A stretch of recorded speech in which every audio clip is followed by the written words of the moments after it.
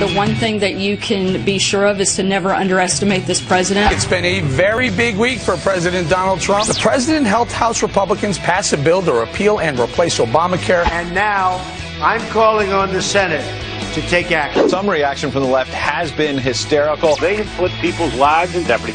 People will die if this becomes law of the land. Shame on all the hosts who don't correct their guests either, or say, excuse me, what is your evidence of that? Why are you trying to scare people? You see the Democrats right now, they're activated around Donald Trump.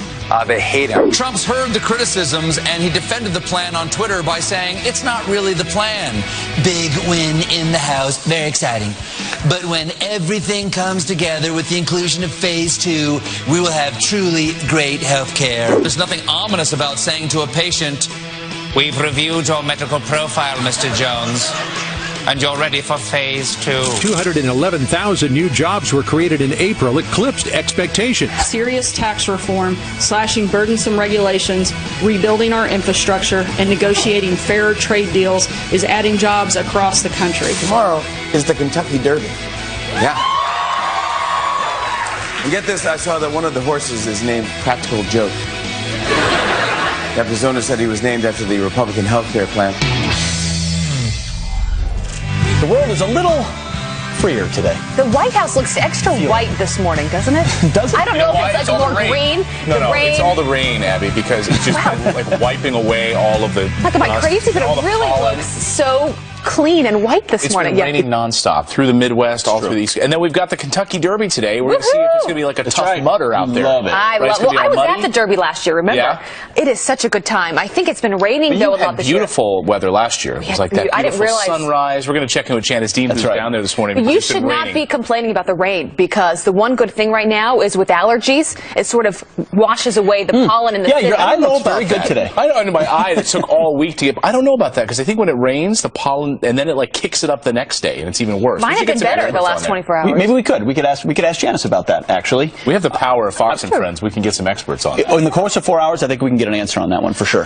But it's been a big week. Thank you. Welcome back. It's been a big week, obviously. A historic vote on Thursday with the House passing the repeal and replace of Obamacare. All Republican votes, no Democratic votes. Of course, the Dems infamously now singing na na na na na hey hey hey goodbye on the House floor to the Republican prospects in 2018, and the willing media going along and spinning its tune about what that bill looks like. To which Donald Trump, our president, jumped on, because he's seen this play out how many times now since he's been president. Here's what he tweeted. He says, wow, the fake news media did everything in its power to make the Republican health care victory look as bad as possible, far better than Obamacare. Why is it that the fake news rarely reports Obamacare is on its last legs and that insurance companies are fleeing for their lives? It is dead. Well, it's a new narrative now for the mainstream media, which is now this is all you. Republicans run the show. This is all you. It's not Obamacare anymore. It's Trump care. What are you guys going to do in Congress? How is this all going to come together? If you watch the mainstream media coverage on this, they're slamming this. Pre-existing conditions. People are going to die now under this Republican bill. Take a look.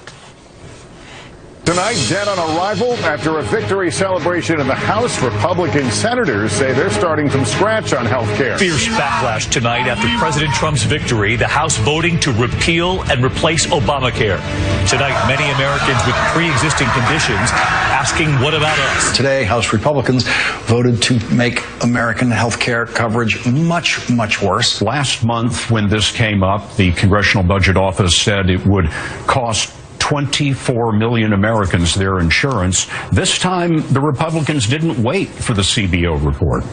And they didn't wait because the report was likely to be nearly as bad or perhaps even worse. But regardless, the number was not going to be a good one. It's all smoke and mirrors. And look, I'm not going to sugarcoat this. This is a bad bill, and this is bad politics. And when I see these Republicans out there, declaring this as a victory, I hope they have health insurance, because they really need to get their heads checked.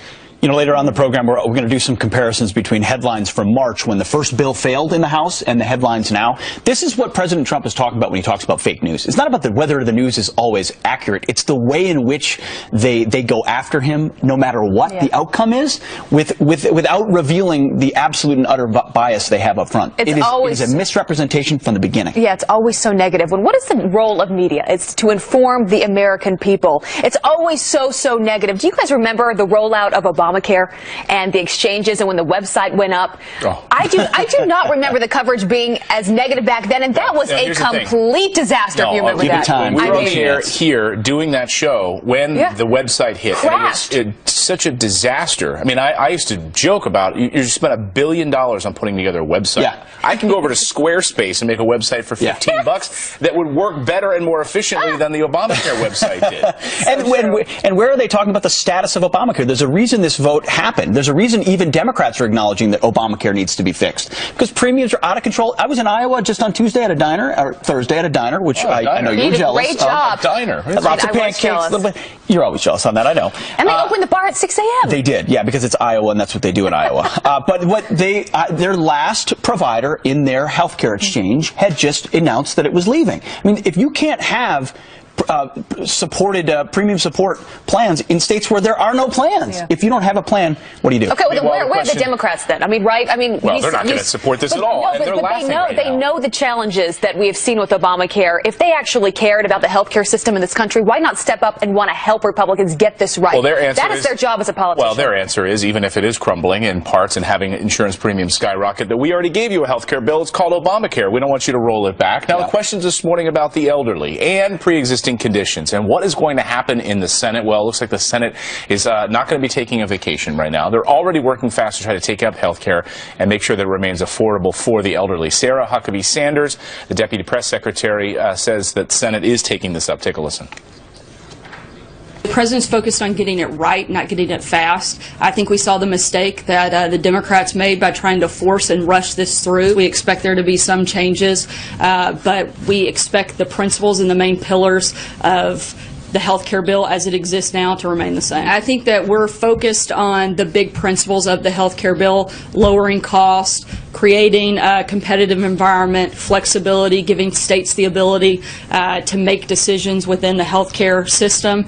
And we don't expect those things to change. So that's the sticking point for Democrats right now, is giving the states the ability to opt out, getting a federal waiver to opt out, whether on pre-existing conditions or not. And so that's where the left, that narrative is going to be heard all, over the next few weeks as the Senate takes up this bill. And the pre-existing conditions, I mean, that is a really tough one, because you have people coming out that have, my sister's a type 1 diabetic, and they have these stories of, they don't have help. I don't know if you saw Jimmy Kimmel this last week well, where he talked about his son and the heart problem that he had, and he got emotional and cried about it. So this is one where Republicans, they at least have to find the right way to communicate it. Well, and President Trump has said that he didn't want to get pre-existing conditions. That's what he's all about. So that at the federal level, yes, they can cover pre-existing conditions, but when it gets handed down to the states and they are able to opt out, then the federal government can sit back and wait. Well, and my view is, why not? Let states choose. If it's budget prohibitive for them, why can't a state make that decision? Then it's on that governor, it's on that state legislature. But ultimately, what the Senate's going to do, they have to close ranks. They only have 52 votes. They can pass it through reconciliation. They're going to need every single vote. So they're going to have to learn from the House to what they do and find that middle ground. But ultimately, it is about the principles of what Republicans are trying to do. Getting rid of the government interference that distorts the market, that explodes the debt, that's unsustainable. That's what Obamacare has been. If they could bring in competition and choices, not mandate things to people, get less government interference, you got to find a way then to message it, to your point, so that Democrats can't just say, you're kicking grandma off the cliff, kids are going to die, which is exactly what the Democrats do every single time. There was a lot that happened this week. Yeah. I want to get to Stephen Colbert, because we all saw that commentary that he had the other night. Well, now the FCC is saying they might have to take action after some of his controversial jokes. Here's what they said. I have had a chance to see the clip now, and so as we get complaints, and we've gotten a number of them, we are going to take the facts that we find, and we are going to apply the law as it's been set out by the Supreme Court and other courts, and we'll take the appropriate action. Traditionally, the agency has to decide if it does find a violation, what the appropriate remedy should be, and a fine of some sort is typically what we do. It would be good to see a consequence. Listen, it's a free country. You can have your political point of view. People can decide to watch Stephen Colbert or not. But ultimately, if you say something like that on the air, which we're not even replaying, there should be ramifications. Right, I'm glad people complained. Right, and it is over the public airwaves. I mean, it's different. Cable is certainly different and governed by different things. But when you're on the public airwaves and people could just put up an antenna in their house and they have free access And this is what the FCC and regulates. clearly enough people have complained about this that it's a warning sign to the FCC of like, maybe we need to do something. I mean, I remember growing up watching Letterman on my parents' floor. I mean, I was probably 5, 6, 7 years old at the time. I can imagine hearing Joe. I would have no idea what was actually going on. I mean, that's just not fair to do to families that are at home watching it at night. That's just a level that we haven't seen before. And the reason this has exploded so much is because I think the double standard of what he's going to get away with and what he's allowed to do versus what someone would do to a Democratic president or Barack Obama is so glaring that people finally have mustered the outrage on that. And sometimes conservatives don't muster outrage the way the left always does. And so it's good when people stand up and say, hey, we're going to take a stand. That's a great point. Where do you draw the line? I don't care if you're Republican or Democrat. When it comes to how we talk, the jokes that we give out, as you said, in front of a large audience, many of them kids that are still up, pretending to be asleep, watching with their parents. Where do you draw that line? But also, what is the FCC doing where he had to wait 5 days to see a clip? Like that, I'm curious what the FCC is doing. It's a government agency. Yeah. They've been napping. All right, I do want to bring some other headlines this morning, starting with the leading French presidential candidate, Emmanuel Macron, getting the Hillary Clinton treatment by getting hacked on the eve of the election. It's unclear who's responsible for the massive amounts of campaign emails dumped online. Macron's camp says fake documents have also been mixed with real in order to deceive voters. Well, tomorrow Macron is facing off against far-right candidate Marine Le Pen, who's been compared to President Trump. And new details emerging about that Navy SEAL killed fighting terrorist in Somalia. Military officials say he was on a helicopter aiding Somali troops fighting the al-Qaeda-affiliated group al-Shabaab. Well, they say when U.S. forces dropped the Somali soldiers off at a Shabaab compound, a firefight apparently broke out. One SEAL was killed and 2 others were wounded. This is the first U.S. service member death in Somalia.